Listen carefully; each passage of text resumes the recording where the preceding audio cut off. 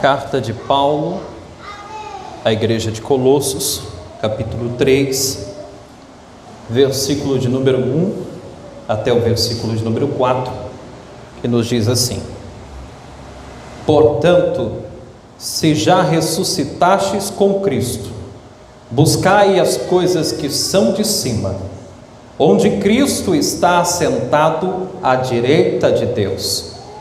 Pensai nas coisas que são de cima, e não nas coisas que são da terra, porque já estáis mortos, e a vossa vida está escondida com Cristo em Deus. Quando Cristo, que é a nossa vida, se manifestar, então também vós os manifestarei com Ele em glória. Amém? Podeis assentar no nome de Jesus.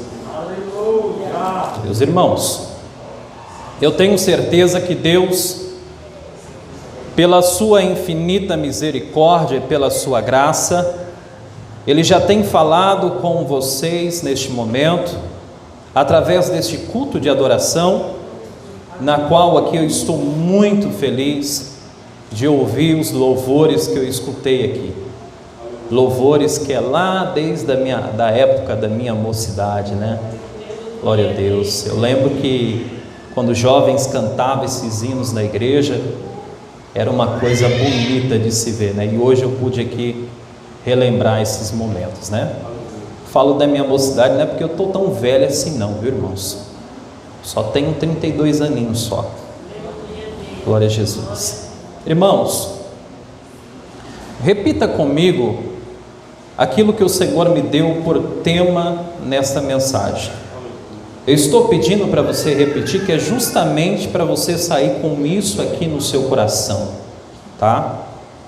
Porque a palavra de Deus, ela tem que penetrar até a divisão da alma e do espírito.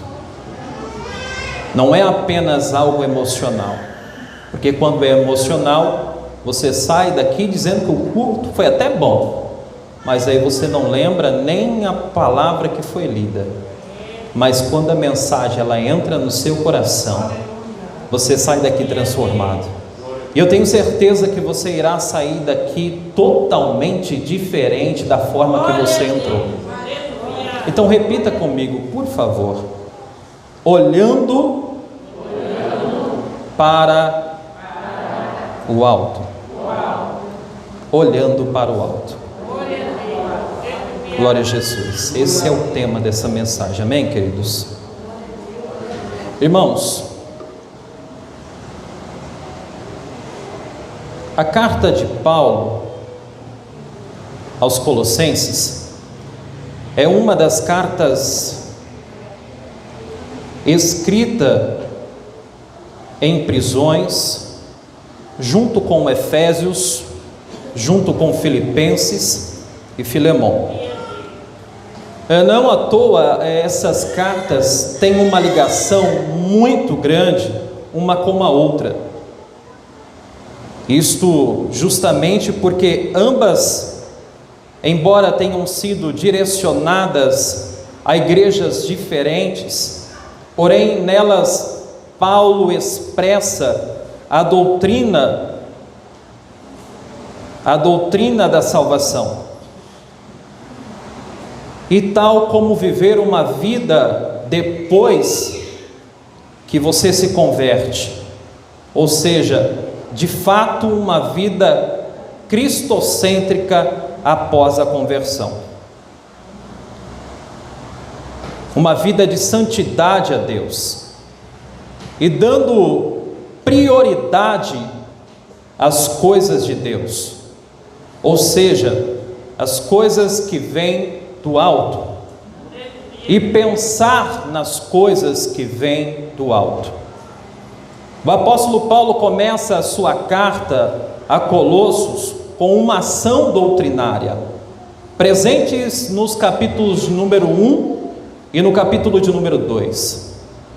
Ele estava combatendo falsas doutrinas, e ação esta que mostra Jesus sobre todas as coisas, criada nos céus e na terra, Ou seja, isso indica Cristo como o nosso principal objetivo. Você sabe que ultimamente tem sido pregado uma doutrina materialista, em que na real essa doutrina ela dá prioridade às coisas da terra e não às coisas que vêm do alto. É aquilo que nós conhecemos no nosso meio como neopentecostalismo. Mas como já foi falado aqui nessa noite, o centro de tudo está em Cristo Jesus. No capítulo 3, Paulo ele já vai mostrar como colocarmos em prática essa doutrina, pela qual foi ensinada nos capítulos de número 1 e no capítulo de número 2. Paulo inicia o primeiro versículo dizendo: portanto, se já ressuscitastes com Cristo, buscai primeiro as coisas que vêm de Deus, as coisas daquele que está sentado à direita de Deus Pai. Algo que me chama muito a atenção é que o apóstolo, ele já faz uso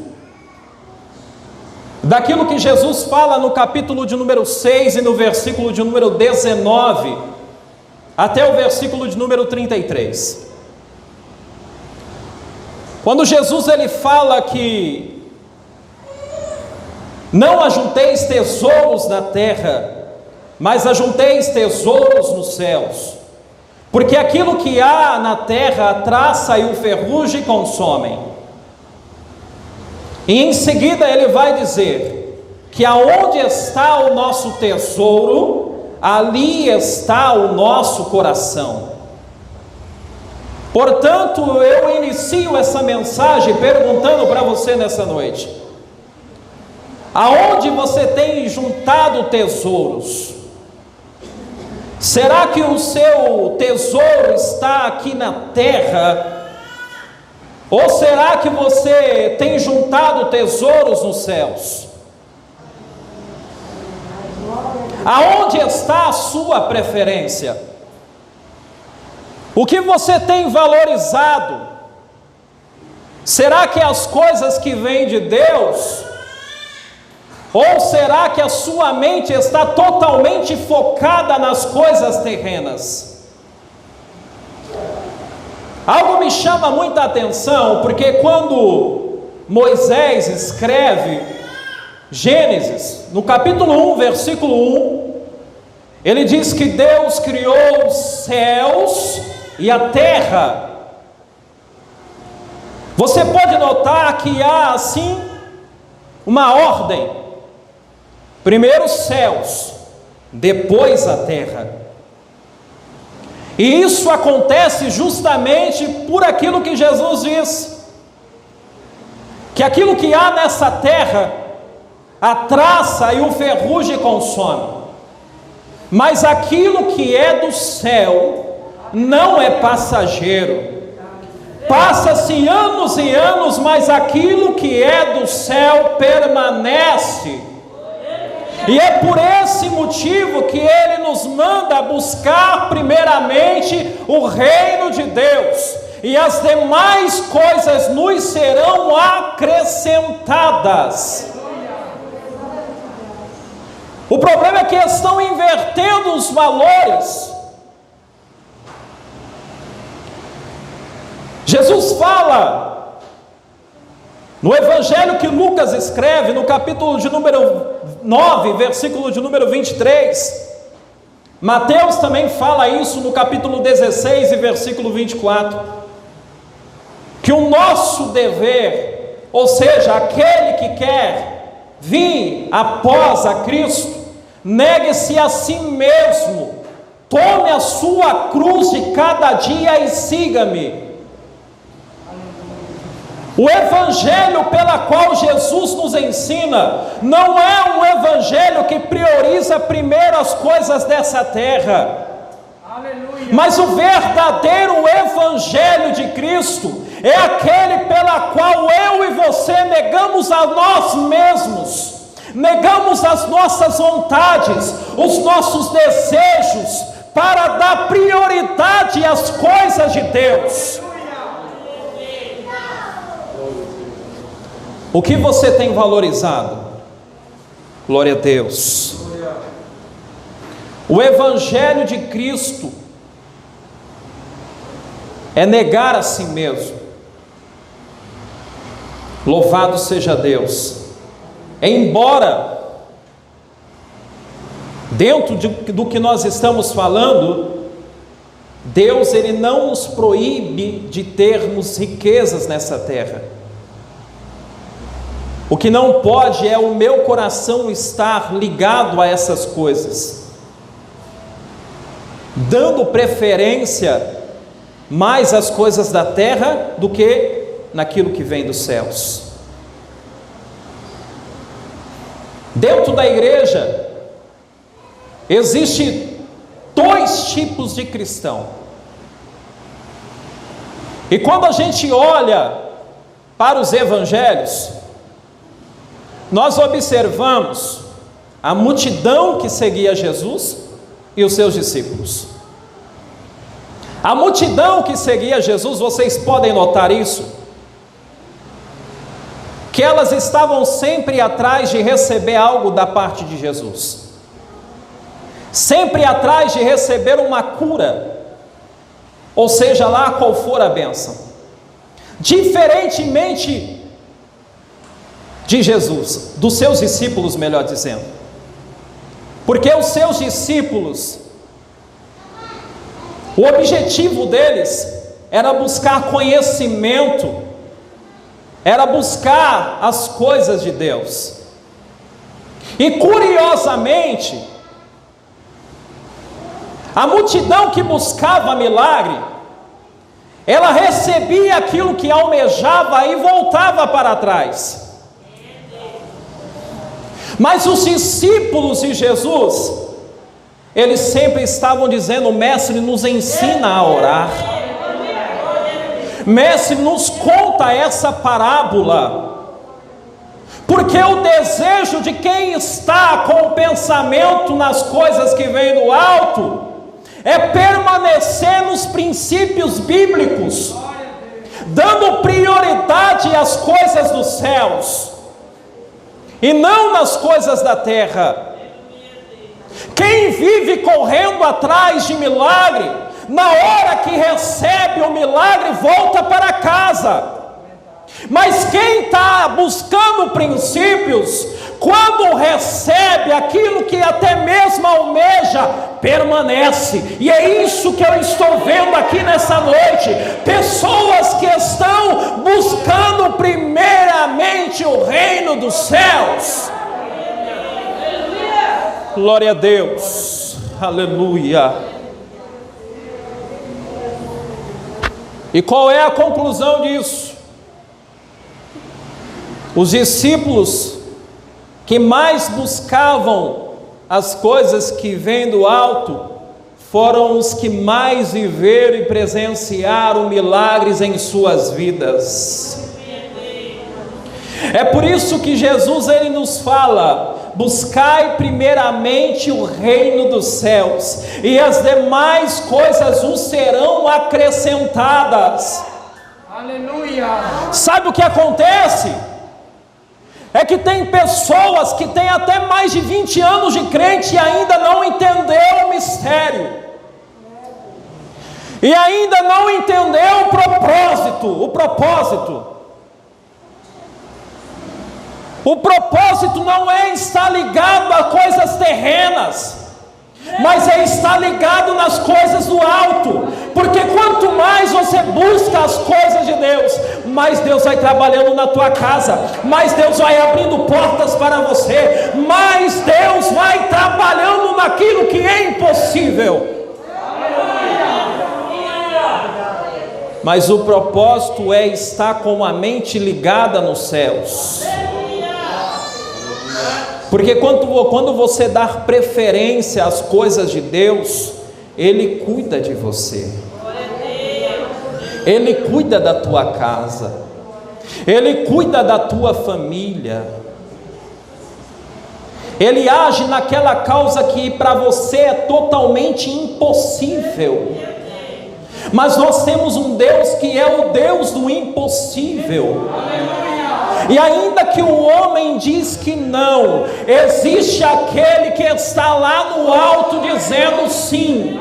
Existe aquele que está lá no alto dizendo: eu vou fazer, eu posso, não há nada impossível para mim. Portanto, só o que Ele quer de você é que você dê preferência nas coisas que vêm dEle. Aleluia.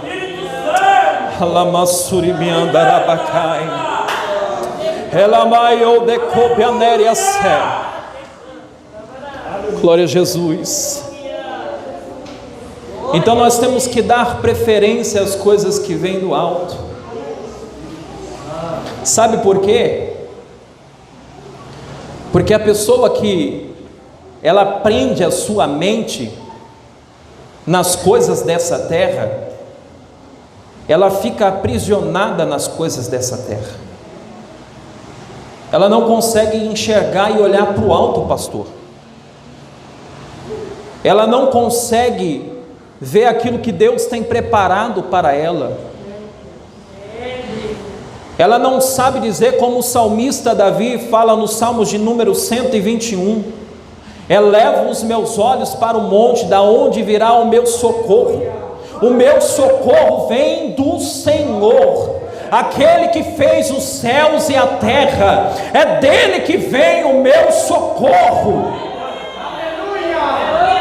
As pessoas estão com a mente aprisionada nas coisas dessa terra. É aquilo que eu falei, é a doutrina materialista. Estão usando a adoração a Deus, seja uma adoração em oferta de jejum ou de consagração, estão utilizando isso como moeda de troca, como se o jejum fosse algo carnal. Tem muitas pessoas que até hoje não entendem o verdadeiro propósito do jejum. Jejum não é como moeda de troca, não é barganha com Deus, não é pedir: Deus, eu vou jejuar, Senhor, eu vou fazer esse jejum, mas eu quero algo da parte do Senhor. O que Jesus ensina? A dar com a mão e reter a outra. Jejum não é barganha. Vamos pegar o exemplo daquilo que Jesus falou para os discípulos de João e para os fariseus, quando vieram questionar ele por que os seus discípulos não estavam jejuando. Jesus falou assim: olha, pode aqueles que estão na presença do noivo jejuar, mas haverão dias em que o noivo será tirado, e quando o noivo for tirado, eles terão a necessidade de jejuar. Sabe o que isso significa? Que jejum não é para barganha, Jejum não é para ter a chave do carro novo. Jejum não é para ter a casa nova. Jejum é simplesmente pelo fato de você estar mais próximo de Deus. Na medida que você consagra a sua vida, na medida que você jejuma, você está mais próximo de Deus. Você constrói uma relação de estar mais próximo de Deus. Aleluia. E é aquilo que Tiago fala em sua carta, no capítulo de número 4 e versículo de número 8, ele diz: chegai-vos a Deus, aleluia, e Ele chegará a vós, aleluia. Tu não entendeu ainda? Mas eu vou falar para refrescar a sua memória. Quanto mais próximo dele você estiver, mais longe do pecado você vai estar, mais longe das impurezas dessa terra você vai estar. Labassuri andarabacai, relebaiosséria. Você precisa estar perto de Deus.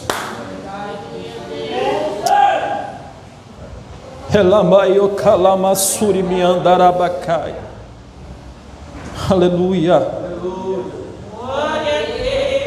Quando eu e você olhamos para as coisas que vêm do alto, Ele cuida de nós. Em Gênesis capítulo de número 15, a palavra de Deus fala que Abraão estava na tenda e Deus manda ele sair da tenda. E Abraão sai e Deus fala para ele: olha para os céus. Você consegue contar as estrelas? O número das estrelas será a sua geração. Sabe o que acontece? Abraão estava só olhando em volta da sua tenda. Ele não conseguia olhar para cima porque a sua mente estava fixada embaixo. Mas quando ele olha para cima, obedecendo a voz de Deus, Deus fala para ele: a sua geração será tão incontável quanto essas estrelas. Aleluia! Olha a diferença de quem olha para cima daquele que olha somente para baixo. Olha, vamos observar Atos capítulo de número 3. Atos no capítulo de número 3 vai falar do paralítico da Porta Formosa. E quando Pedro e João estavam subindo ao templo para orar, a Bíblia diz que aquele paralítico era colocado ali naquela porta desde a sua nascença, desde o momento em que ele havia nascido. Ou seja, desde novo aquele paralítico já era colocado naquela porta para pedir dinheiro. Curiosamente, algo que me chama a atenção é que a Bíblia diz que Jesus diretamente subia e descia do templo para orar. Ou seja, se aquele paralítico estava ali desde novo, era impossível que Jesus não tivesse visto aquele paralítico à porta do templo. Agora vamos analisar o porquê que Jesus não curou aquele paralítico. Observa as pessoas pela qual Jesus operou um milagre. Eles pediam, eles tinham vontade de ser curadas, porque a mente deles não estava nas coisas dessa terra, mas a mente deles estava lá em cima, porque eles entendiam que era de cima que vinha o socorro. Aleluia! E na medida em que isso acontece, que aquele paralítico apenas estava com a sua mente fixada nas coisas dessa terra, ele não conseguia enxergar aquilo que Deus tinha para a vida dele. Deus tinha algo muito maior para a vida dele do que algo material. E somente depois que Jesus morre, ressuscita ao terceiro dia, ascende os céus. 10 dias depois acontece o dia de Pentecostes. Aí em Atos 3, Pedro e João subindo ao templo, e aquele paralítico que já estava naquela porta pergunta para os dois, pedindo uma moeda, pedindo um dinheiro para eles. O que Pedro fala? Primeira atitude de Pedro: olha para mim. Se Pedro fala para ele olhar para ele, é porque ele estava olhando para baixo. Você concorda comigo? E quem olha para baixo, quem está com a mente simplesmente focada nessa terra, não consegue enxergar a solução para os problemas. E quando isso aconteceu, que Pedro fala para ele: olha para mim. Na medida em que ele olha para cima, aleluia, foi só deixar de olhar para baixo, para olhar para cima. Aí Pedro olha e fala para ele: eu não tenho prata, eu não tenho ouro, mas o que eu tenho, isso eu te dou. Levanta-te e anda no nome de Jesus. Glória a Deus. Você precisa olhar para o alto, tenha isso na sua mente, saia daqui falando nessa noite: a minha consciência deve estar no alto, o meu pensamento deve estar naquele que foi lavado e remido, naquele que deu sangue por mim na cruz do Calvário, porque eu sou lavado e remido pelo sangue do Cordeiro. Glória a Jesus, aleluia. Lucas capítulo de número 5, vai falar daquele homem que os 4 amigos vão levando até a presença de Jesus. A casa estava lotada, a casa estava cheia. Talvez se fosse eu, se fosse você, ia voltar para trás. Só que os fariseus que estavam lá dentro olhavam para baixo e só enxergavam Jesus como homem. Mas aqueles 4 que estavam vindo lá de fora trazendo aquele paralítico, olhavam para baixo, enxergavam um homem. Mas quando olharam para cima, reconheceram que tem um Deus aqui nessa terra. O que eles fizeram? Se não dá para entrar por baixo, pela porta, nós vamos pelo telhado.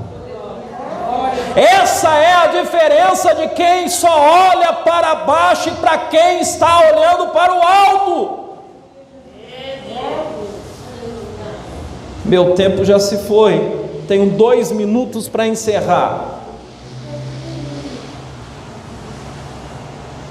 Paulo vai encerrar dizendo: quando Cristo, no versículo 4, que é a nossa vida, se manifestar, ou seja, quando o som daquela trombeta soar, e aí acontece aquilo que o mesmo apóstolo Paulo fala na carta, na primeira carta aos Tessalonicenses, capítulo de número 4, versículo 16 e 17. Porque o mesmo Senhor descerá do céu, aleluia, com brado e com voz de arcanjo, glória a Deus, e com trombeta de Deus, e os mortos que estão em Cristo ressuscitarão primeiro. Depois nós que estivermos vivos seremos arrebatados juntamente com eles e estaremos com ele nos céus eternamente. Aleluia. Esse é o nosso principal objetivo.